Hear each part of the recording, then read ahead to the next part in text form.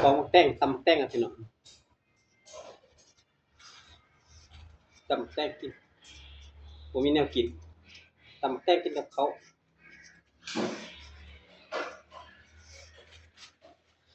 แต้งนี่ก็ทั้งใหญ่ทั้งยาวทั้งขาวทั้งอวบนี่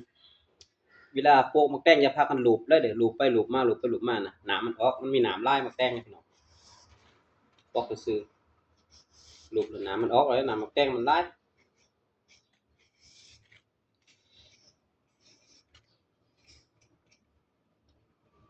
บอกละลาเลยจะลูบมันเด้อ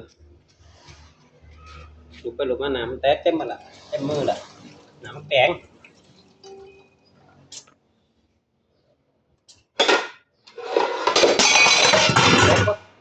แตกบ่สวยนะ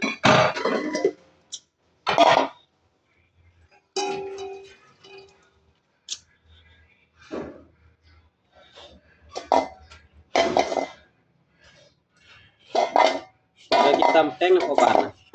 มีแนวกินตำแต้งกินแรงจ้ะนอนเฮือนอุ่นว่าหิวเขากินเขาเครื่องใส่ไทยเครื่องเก่าเครื่องมาแต่ไปเวียกพี่น้องเครื่องไปเวียกมันก็ยังใส่อยู่นี่นะ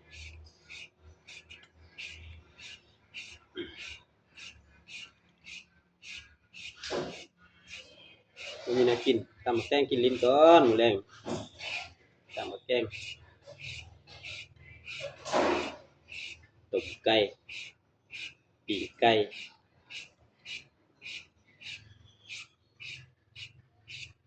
ส้มผักกาดไปตลาดมาเมื่อกี้นี่ไปเวียกมาละแวะตลาด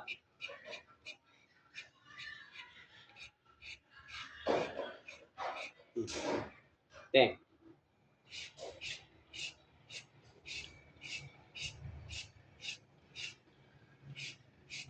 ลูกชายจะกินตำแต้งตำหลายมื้อละ3-4 มื้อก่อนกินตำแต้งตำบักหุ่งบ่มีแนวกินเด้กินแต่สิแหล้ว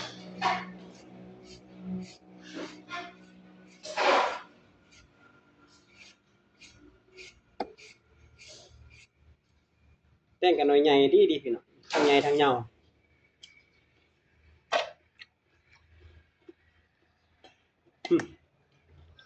จึงตามหน่อยนึง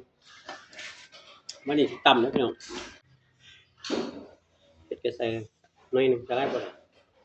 เป็น3เม็ดจะไล่ลูกชายกินเผ็ดชายกินบ่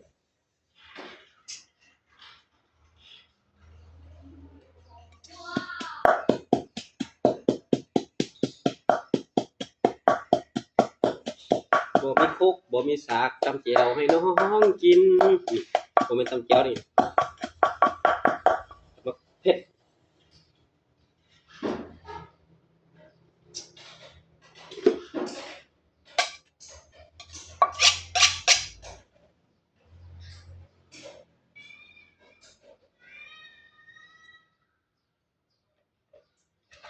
เล่นหน่อย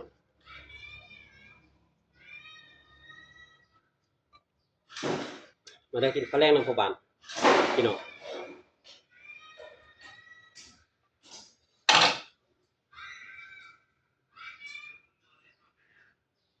หน่อย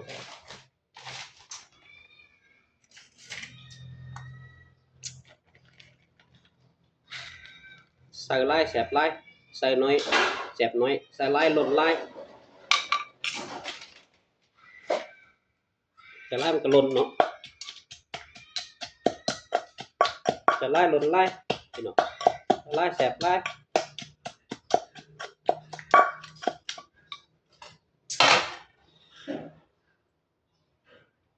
วันนี้ก็มาเอา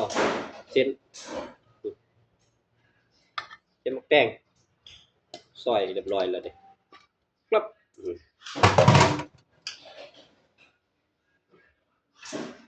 ใช่ละ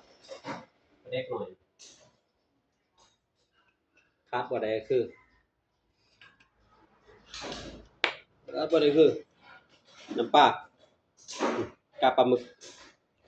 ส่เจ๊กๆๆหน่อยหนึงต้องใส่ลายมันสิเข้มต่อไปต่อมาขาดบ่ได้ก็คือน้ำปลาเนาะบ่แม่นน้ำปลาอันนี้ก็น้ำปลากันแต่น้ำปลาแดกเมื่อกี้น้ำปลาสดเนาะจะลายแซ่บลายนัวลายอันนี้ก็ได้หน่อยหนึงพี่น้องจั่วแล้วบ่นี่จั่วมาเด้อโอ้ครับพี่น้อง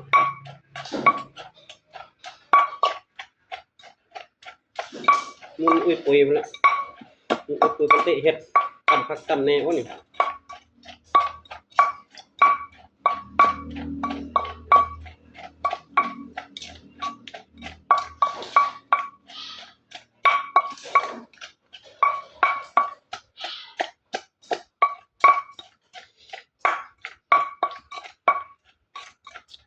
ชิมก่อนเด้อพี่น้องเด้อ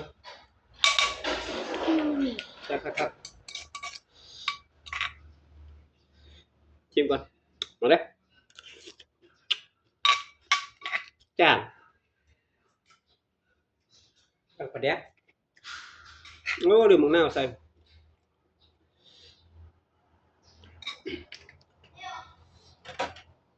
ติดตามน้ำส้นมากันคือมักอันนี้มะนาว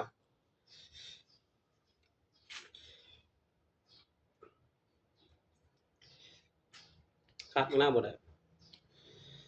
จากหน้าเราลืมรสชาติแล้วบ่มีรสชาติ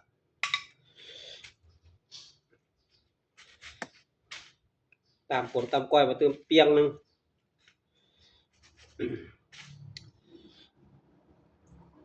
โอ้น้ำลายขนาดพี่น้องน้ำแตกเนี่ยบอกแล้วเวลาปอกมักแตงอย่าพากันลูบมันน้ำมันสิออกแตงต่างน้ำลายเต็มครกเลยปากเดียวเจาะในเดียวนึง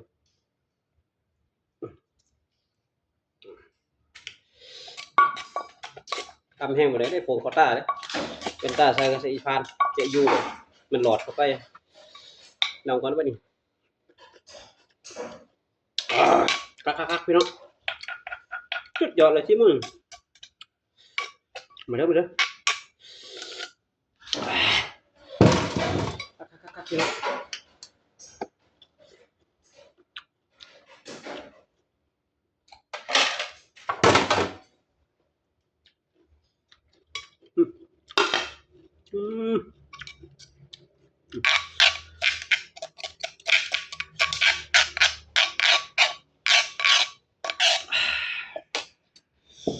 สุดยอดเลยแซ่บมามาเด้อ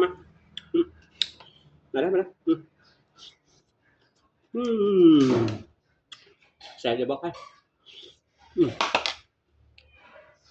ฝากกดไลค์กดแชร์เด้อฝากติดตามเด้อฝากติดตามผู้บ้านกันเป็นเด้อเพื่อดอกม่วงก็เป็นครกหลังจากเผ็ดปั้นออกมาบ่เผ็ด3 เม็ดเผ็ดผู้รับตับไหมปั้นว่าเฮ็ดให้เล็กน้อยครับตัวเองก็ยังกินบ่ได้พี่น้องเพราะบ้านกินบ่ได้กินเผ็ดกระเพาะบ่ดีแล้วบ่ได้กินเรากินเบียร์แล้วเมียด่าเดี๋ยวมันมีเมียให้ด่าหรอกว่า